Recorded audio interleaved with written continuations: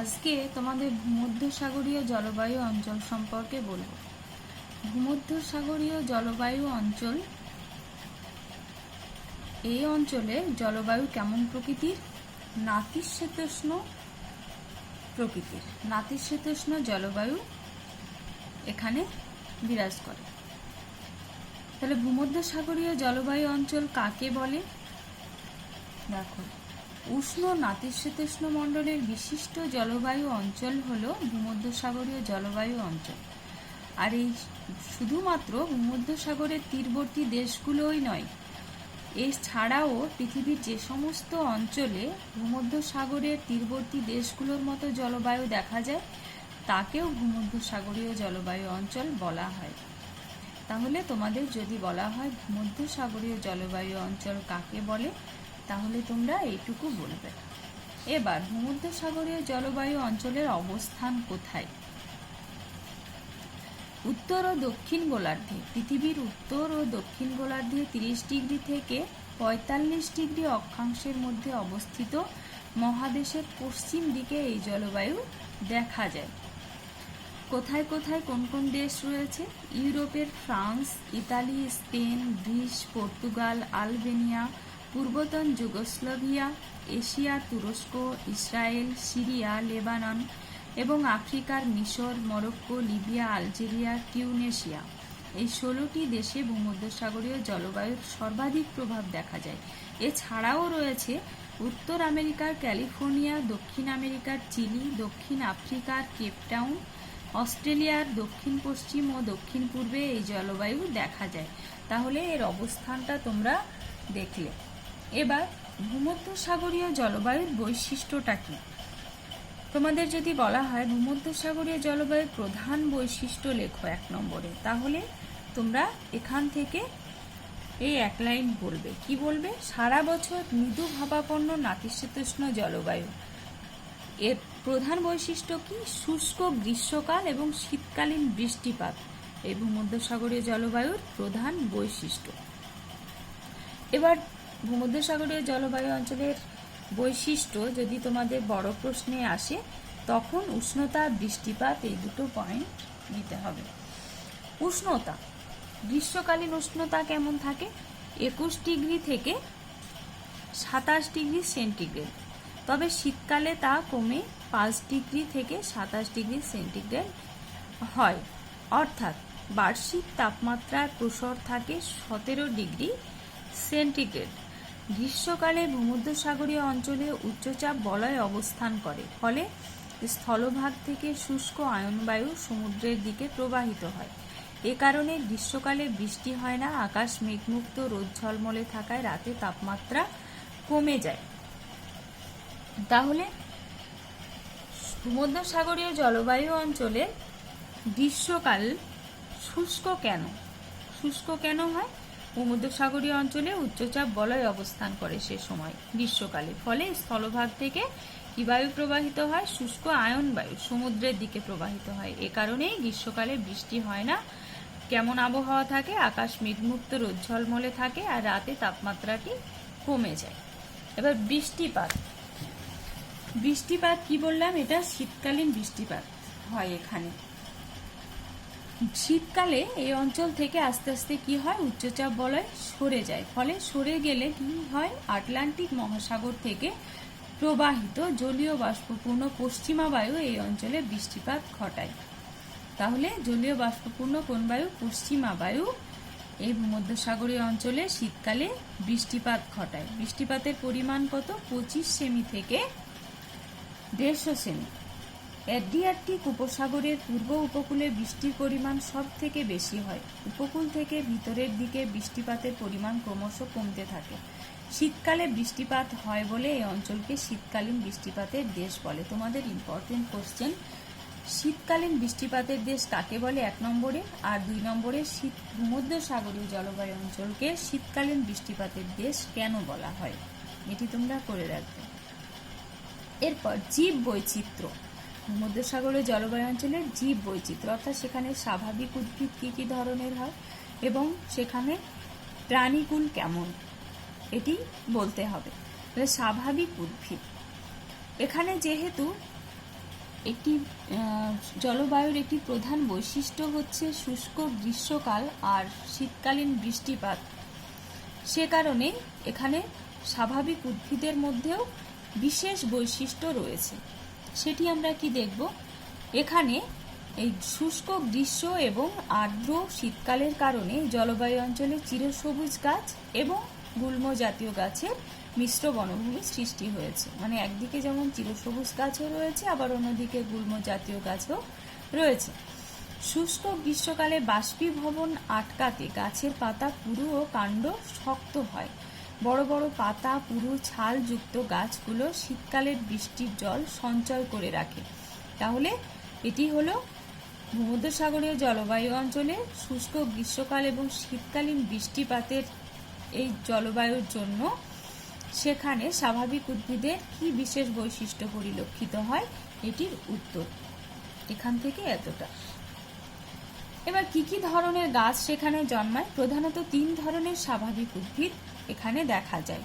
কি কি? সরলবর্গীয় উদ্ভিদ, চিরসবুজ উদ্ভিদ আর গুল্ম জাতীয় উদ্ভিদ। সরলবর্গীয় উদ্ভিদের মধ্যে রয়েছে পাইন, ফার, সিডার। আর চিরসবুজ উদ্ভিদের মধ্যে রয়েছে ওক, কর্ক, ইউক্যালিপটাস, রোজউড। আর গুল্ম জাতীয় উদ্ভিদ মেপল, লরেল, রোজমেরি, ল্যাভেন্ডার। আর জলপাই গাছ ভূমধ্যসাগরীয় জলবায়ুর অন্যতম প্রধান উদ্ভিদ। তোমাদের 1 নম্বরের কোশ্চেন হতে পারে ভূমধ্যসাগরীয় জলবায়ু অঞ্চলের অন্যতম প্রধান উদ্ভিদের নাম লেখো। বলবে জলপাই গাছ। এই জলবায়ু অঞ্চলে পৃথিবীর সব থেকে বেশি জলপাই গাছ দেখা যায়। এবার প্রাণী জগৎ ও পশুপালন।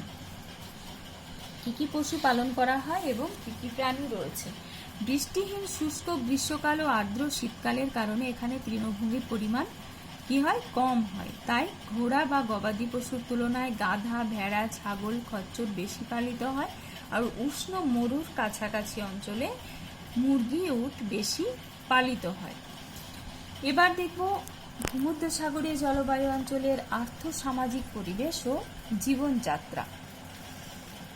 এখানকার মানুষের জীবনযাত্রা কেমন এবং কি ধরনের অর্থনৈতিক পরিকাঠামো রয়েছে এবং সামাজিক পরিকাঠামো রয়েছে সেটি আমরা দেখব। কৃষিকাজ। প্রথমে আমরা জীবিকা দেখব। কৃষিকাজ। নাতিশীতোষ্ণ জলবায়ু, মাঝারি বৃষ্টিপাত, এই জন্যে এখানে কৃষিকাজের অনুকূল পরিবেশ রয়েছে। তাই কৃষিকাজে সমৃদ্ধ অঞ্চল এটি। প্রধান উৎপাদিত ফসল হচ্ছে গম। তাহলে ভূমধ্যসাগরীয় জলবায়ু অঞ্চলের প্রধান উৎপাদিত ফসল কি? সেটি হচ্ছে গম। এছাড়া আরও রয়েছে কি? যব, তুলা, ভুট্টা, ধান, তামাক, সবজি উৎপাদিত হয় এখানে। আর তুঁত গাছের প্রাচুর্য এই অঞ্চলে রেশম শিল্প গড়ে তুলেছে। ঝলমলে মনোরম আবহাওয়ার জন্য এই অঞ্চলে প্রচুর ফল উৎপাদিত হয়। কি কি ফল? আঙুর, জলপাই, আপেল, নাশপাতি, কমলালেবু, পিচ, খুবানি, আখরোট, বাদাম, কুল, ডুমুর ও নানা ধরনের লেবু প্রভৃতি প্রচুর পরিমাণে উৎপাদিত হয়। এ কারণেই ভূমধ্যসাগরীয় জলবায়ু অঞ্চলকে বলা হয় কি? ফলের ঝুড়ি বলা হয়। তাহলে 1 নম্বরের কোশ্চেন ফলের ঝুড়ি কাকে বলা হয়, এবং 2 নম্বরের কোশ্চেন ফলের ঝুড়ি ভূমধ্যসাগরীয় জলবায়ু অঞ্চলকে ফলের ঝুড়ি কেন বলা হয়, তখন তোমরা এটুকু বলবে। এবার এই অঞ্চলের খনিজ সম্পদ ও শিল্প কি ধরনের রয়েছে? এই অঞ্চল খনিজ সম্পদেও সমৃদ্ধ। ক্যালিফোর্নিয়ায় খনিজ তেল, ফ্রান্সে বক্সাইট, ইতালিতে মার্বেল, গন্ধক, স্পেনে লোহা পাওয়া যায়। আর অর্থনৈতিকভাবে এই অঞ্চল উন্নত। কৃষিকাজ, ফলের চাষ এবং ফলভিত্তিক বিভিন্ন শিল্প, রপ্তানি, ব্যবসা বাণিজ্য প্রধান জীবিকা। ইতালি, ফ্রান্সে আঙুর থেকে উৎকৃষ্ট মদ, জলপাই থেকে অলিভ অয়েল তৈরির শিল্প প্রসিদ্ধ। এগুলো সারা পৃথিবীতে রপ্তানি করা হয়। তাহলে এখান থেকে যে আঙুর থেকে যে উৎকৃষ্ট মদ এবং জলপাই থেকে অলিভ অয়েল তৈরি হয় সেটি সারা পৃথিবীতে রপ্তানি করা হয়। আর অন্যান্য শিল্পের মধ্যে কি রয়েছে? কাঁচা ফল, শুকনো ফল, ফলজাত দ্রব্য যেমন হয় জ্যাম, জেলি, আচার ইত্যাদি, এবং ময়দা শিল্প প্রভৃতি উল্লেখযোগ্য এখানে। আর যেহেতু এখানকার আবহাওয়া মনোরম এবং ঝলমলে পরিবেশ, সে কারণে ক্যালিফোর্নিয়ার হলিউডে পৃথিবীর শ্রেষ্ঠ চলচ্চিত্র শিল্পের বিকাশ ঘটেছে। তাহলে পৃথিবীর শ্রেষ্ঠ চলচ্চিত্র শিল্প কোথায় গড়ে উঠেছে? ক্যালিফোর্নিয়ার হলিউডে। 1 নম্বরের কোশ্চেন। জনবসতি কি ধরনের যেহেতু এখানে কৃষিকাজে উন্নত, খনিজ সম্পদে উন্নত, শিল্পে উন্নত এই দেশ, এই অঞ্চলটি, সে কারণে কি হবে, এখানে জনবসতি জনবহুল অঞ্চল হিসেবে গড়ে উঠবে এটি। তাহলে মনোরম ও স্বাস্থ্যকর জলবায়ু, উন্নত অর্থনৈতিক পরিকাঠামো, জীবিকা নির্বাহের সহজ সুযোগের কারণে এই অঞ্চল জনবহুল এবং অধিবাসীরা অর্থনৈতিক দিক থেকে বেশ সমৃদ্ধ। এ অঞ্চলেই অতীতে গ্রিক, মিশরীয়, রোমান সভ্যতা বিকশিত হয়েছিল। আর এখানকার প্রধান নগর, বন্দর ও শিল্পকেন্দ্র কি? ক্যালিফোর্নিয়ার লস অ্যাঞ্জেলস, সান ফ্রান্সিসকো, ইতালির রোম, নেপলস, দক্ষিণ আফ্রিকার কেপটাউন, অস্ট্রেলিয়ার অ্যাডিলেড, পর্তুগালের লিসবন এই অঞ্চলের প্রধান নগর, বন্দর ও শিল্পকেন্দ্র। তাহলে এই তোমরা দেখলে ভূমধ্যসাগরীয় জলবায়ু অঞ্চল সম্পর্কে। এবার বলবো তুন্দ্রা জলবায়ু অঞ্চল। তুন্দ্রা জলবায়ু অঞ্চলে কেমন প্রকৃতির জলবায়ু বিরাজ করে? শীতল, কেননা এটি পৃথিবীর সুমেরু বৃত্ত এবং কুমেরু বৃত্ত, যেখানে প্রচণ্ড ঠান্ডা আবহাওয়া থাকে, সেই অঞ্চলে রয়েছে তুন্দ্রা জলবায়ু অঞ্চল। তাহলে গ্রীষ্মকালে বরফ গলে এই জলবায়ু অঞ্চলে কিছু শৈবাল জন্মায়, আর এই শৈবালের নাম থেকেই তুন্দ্রা জলবায়ুর নামকরণ হয়েছে। তাহলে তুন্দ্রা জলবায়ুর নামকরণ কিভাবে হয়েছে বা কেন হয়েছে তুন্দ্রা নামকরণটি, এখান থেকে এতটা বলবে। এবার অবস্থান, এই তুন্দ্রা জলবায়ুর অঞ্চলের অবস্থান কোথায়? সুমেরু বৃত্ত, কুমেরু বৃত্তের নিকটবর্তী উত্তর আমেরিকার, কানাডার উত্তরাংশ, আলাস্কা, ইউরেশিয়ার উত্তরাংশ, ইউরোপের নরওয়ে, সুইডেন, ফিনল্যান্ড, গ্রিনল্যান্ডের সংকীর্ণ উপকূল অংশ, এশিয়ার সাইবেরিয়ায় তুন্দ্রা জলবায়ু দেখা যায়। দক্ষিণ গোলার্ধে আন্টার্কটিকা মহাদেশের কিছু অঞ্চলেও এই জলবায়ু দেখা যায়। জলবায়ুর বৈশিষ্ট্য কি? এই জলবায়ুর প্রধান বৈশিষ্ট্য হচ্ছে শীতল গ্রীষ্মকাল, স্বল্পস্থায়ী আর দীর্ঘস্থায়ী হিমশীতল শীতকাল এই জলবায়ুর প্রধান বৈশিষ্ট্য। গ্রীষ্মকালেও সেখানে শীতকাল কেমন, সেটা স্বল্পস্থায়ী, অল্প শীত, আর দীর্ঘস্থায়ী হিমশীতল শীতকাল এই জলবায়ুর প্রধান বৈশিষ্ট্য। অর্থাৎ গ্রীষ্মকালে হয়তো 2 থেকে 3 মাস মতো শীত পড়লো, আর বছরের বাকি সময়টা পুরোটাই হিমশীতল শীতকাল এখানকার প্রধান বৈশিষ্ট্য। আর কি? শীতকালীন জলবায়ু। শীতকালীন জলবায়ু কেমন? বছরের অধিকাংশ সময় অর্থাৎ 8 থেকে 9 মাস শীতকাল। এই সময় তাপমাত্রা 20 ডিগ্রি সেন্টিগ্রেড থেকে 40 ডিগ্রি সেন্টিগ্রেডে নেমে যায়। আর সাইবেরিয়ার ভারখায়ানস এ জানুয়ারি মাসে গড় তাপমাত্রা থাকে -50.6 ডিগ্রি সেন্টিগ্রেড। ভয়ঙ্কর শীতে সমস্ত অঞ্চল তুষারে ঢাকা পড়ে যায়। মাঝে মাঝে তুষারপাত, তুষার ঝড় চলতে থাকে। এই সময় আকাশে সূর্যকে প্রায় দেখাই যায় না।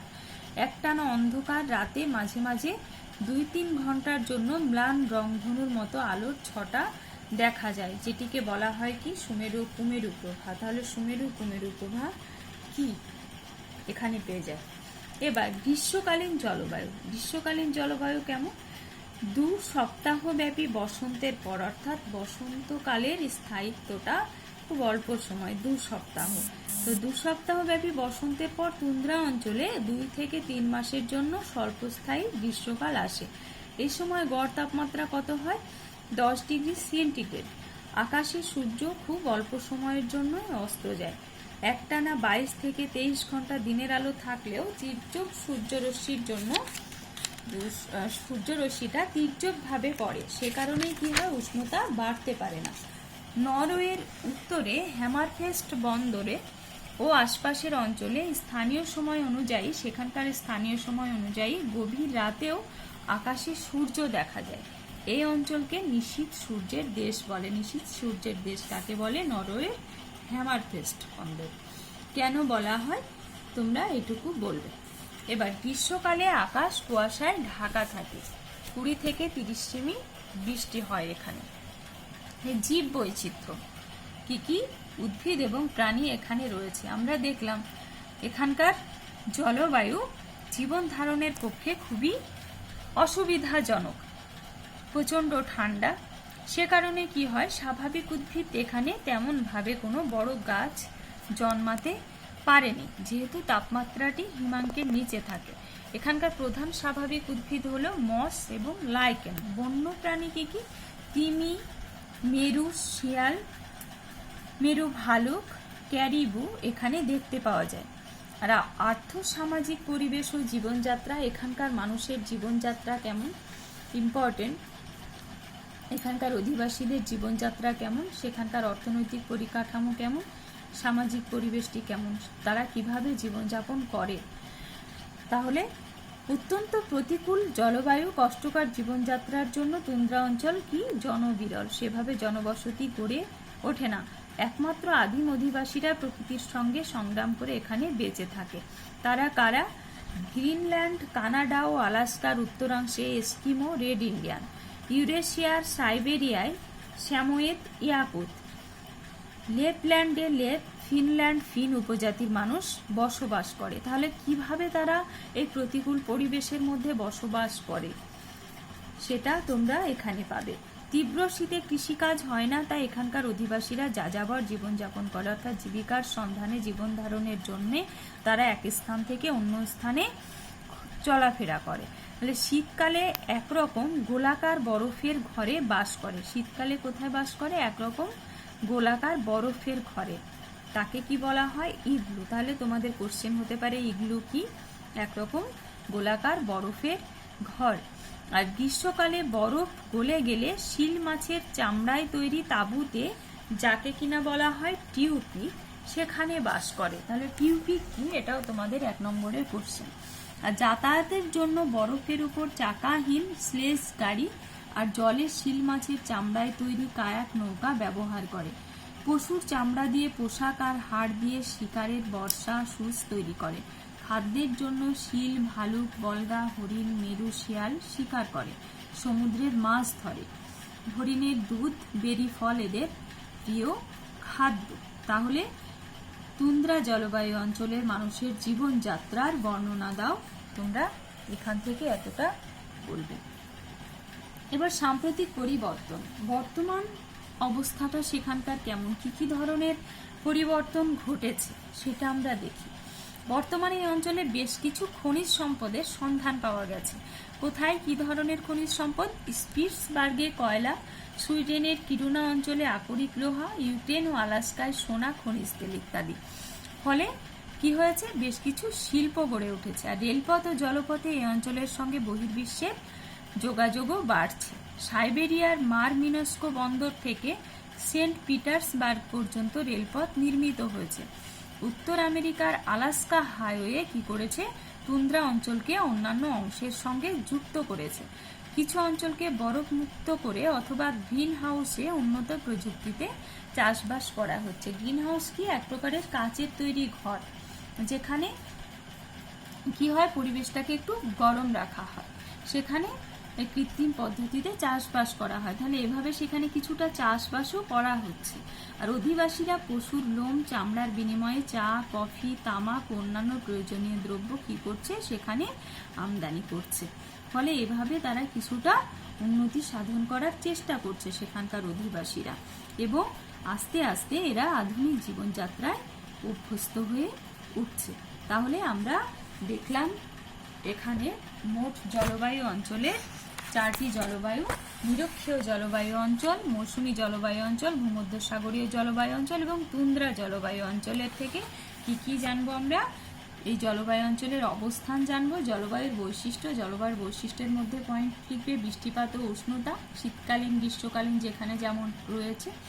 আর জীব বৈচিত্র্যের মধ্যে স্বাভাবিক উদ্ভিদ ও প্রাণী, আর্থসামাজিক পরিবেশ ও জীবনযাত্রার মধ্যে রয়েছে কৃষিকাজ, সেখানকার শিল্প, খনিজ সম্পদ, লোকবসতি, তাদের জীবন প্রণালী কেমন, এবং সেখানকার প্রধান প্রধান শহর। এই 4টি জলবায়ু অঞ্চল সম্পর্কে তোমরা এই পুরো জিনিসটাকে জেনে রাখবে, এবং কোথায় কি কোশ্চেন সেটা আমি আলোচনার মধ্যে বলে দিয়েছি।